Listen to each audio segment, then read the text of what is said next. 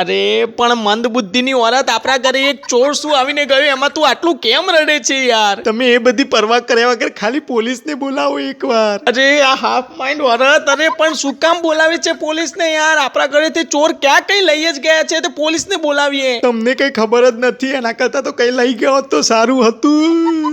અરે પણ તું બસ તો ખરા, એવું તો શું થઈ ગયું છે કે તું સવારની ઉઠી ત્યારનું તને આ રડવાનું ભૂત વર્ગ્યું છે યાર? અરે ક્યાં ગયા મહેતાજી?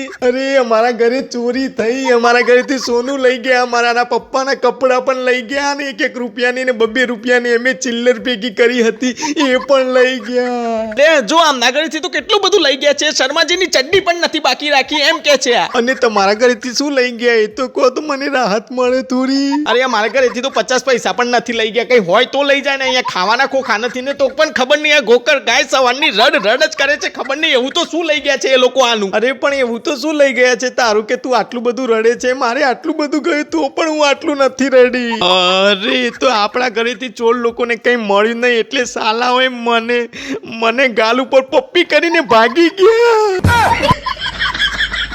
હે તો એ વખતે તે મને ઉઠાડ્યો કેમ નહીં? અરે હું તમને ઉઠાડતી જ હતી પણ એના પહેલા તો એ બારીમાંથી કૂદીને ભાગી ગયા અને ભાગતા ભાગતા બારીમાંથી ફ્લાઇંગ પપ્પી પણ આપીને ગયા. સારું થયું મારા ઘરેથી તો ચોરીનો સામાન મળી ગયો, નહીં તો